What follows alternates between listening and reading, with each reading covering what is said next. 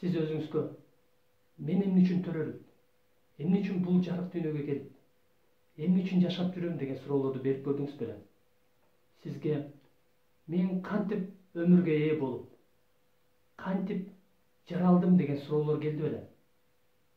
Эгерде ушундай суроолор жаралган болсо, анда бул суроолорго жооп табуу абдан маанилүү. Бул суроолорго негизди жоопту биз ыйык жазуудан, Кудайдын сөзүнөн таба алабыз. Анткени бул ыйык жазуунун автору Кудай сизди жана мени, адамзатын эмне максат менен жараткандыгын абдан жакшы билет. Башталыш 1-бөлүм 26-аятта анан Кудай мындай деди: биздин бейнебиз боюнча өзүбүзгө окшоштуруп адам жараталы. 27-аятта ошентип Кудай өз бейнеси боюнча адам жаратты.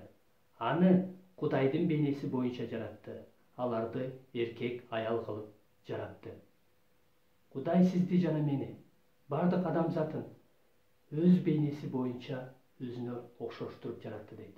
Кудай буга чейин бардык жаратылышты, жан жаныбарлардын ичинен бирөөнү дагы өзүнө окшоштуруп, өз бейнеси боюнча жараткан эмес. Бир гана адамзатын өз бейнеси боюнча өзүнө окшоштуруп жараткан. Демек, бул бардык жаратылыштын ичинен, бардык жаралгандын ичинен адамзаты өзгөчө болуп жаралгандыгын билдирет. Бирок Кудай эмне максат менен жараткан? Ышая китеби 43-бөлүм 7-аятта мындай дейт: менин ысымым менен аталган, өзүмдүн даңкым үчүн жараткан, түзгөн жана орноткон ар бир адамды алып кел деп айтам. Демек, Кудай ар бир адамды өзүнүн даңкы үчүн жараткан. Кудай ар бир адамды өз бейнеси боюнча өзүнө окшоштуруп, өзүнүн даңкы үчүн жараткан. Колостуктарга жазылган кат 1-бөлүм 15-аяттан баштап, бул Иса Машаяк жөнүндө, ал деген сөз Иса жөнүндө айтылат. 15-аяттан баштап 17-аятка чейин.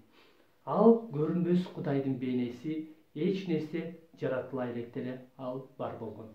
Иса Машаяк ал көрүнбөс Кудайдын бейнеси, эч нерсе жаратыла элек. Башкача айтканда, асман менен жер, адамзаты, аалам, дүйнө, периштелер жаралганга чейин эле ал бар болгон экен. 16-аятта анткени асмандагы жана жердеги, көзгө көрүнгөн жана көрүнбөгөн бардык нерселер, тактыдагылар да, үстөмдүк кылуучулар да, башкаруучулар да, бийликтегилер да ал аркылуу жаратылган. Бардык нерсе ал аркылуу жана ал үчүн жаратылган. Асмандагы жана жердеги, көзгө көрүнгөн жана көрүнбөгөн бардык нерселер дейт.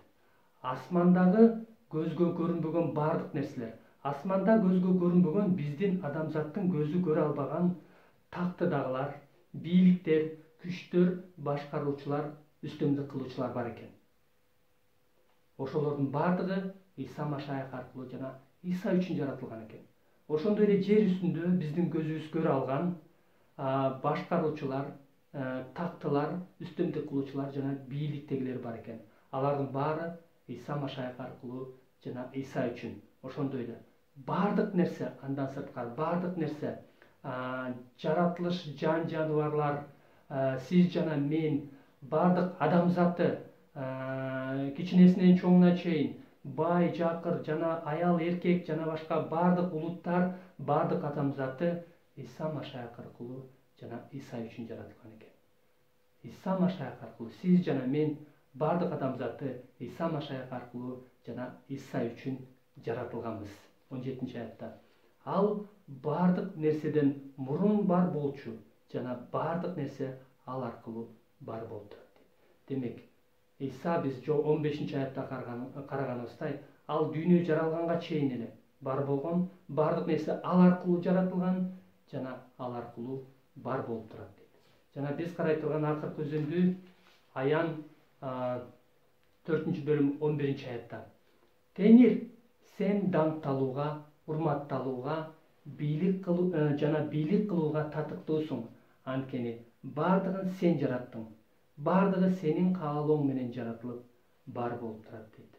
Демек, Кудай даңкталууга, макталууга, бийлик кылууга, урматталууга татыктуу. Анткени бардыгын ал жаратты, бардыгы Кудайдын каалоосу менен жаратылып, бардыгы анын каалоосу менен бар болуп турат. Сиз Кудайдын бейнеси боюнча Кудайга окшош болуп, Кудайдын каалоосу менен жаратылып, Кудайдын каалоосу менен бар болуп турасыз. Сиз жана мен Кудайдын каалоосу менен бул жарык дүйнөгө келип, Кудайдын каалоосу менен төрөлүп, бул өмүргө ээ болдук. Демек, сиздин бул жарык дүйнөгө келишиңиз, сиздин төрөлүшүңүз, сиздин азыр аман-эсен тирүү басып жүргөнүңүз бул Кудайдын каалоосу.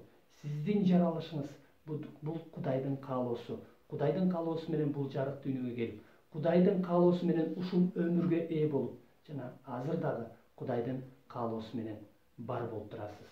Жана Ышая 43-бөлүмдө жазылгандай, анын даңкы үчүн жаратылгансыз. Жана 11-аятта Теңир сиз даңкталууга, урматталууга жана бийлик кылууга татыксуусуз.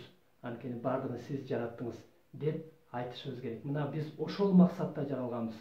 Кудай сиз даңкталууга, урматталууга, бийлик кылууга татыктуусуз деп биз аны күн сайын даңктап, күн сайын ар бир кадамыбызда, сүйлөгөн сөзүбүздө, кылган ишибизде, ойлогон ойлорубузда, мамилебизде, жумушубузда, бардык жерде биз анын даңкы үчүн жашап, анын даңкы үчүн аракет кылышыбыз керек. Мына Кудай сизди жана мени өзүнүн даңкы үчүн, өз бейнеси боюнча өзүнө окшош кылып, өзү аркылуу жана өзү үчүн, Иса Машаяк аркылуу жана Иса Машаяк үчүн жараткан. Ошондуктан Кудайдын даңкы үчүн күн сайын, саат сайын, мүнөт сайын Кудайдын даңкы үчүн жашаңыз. Аминь.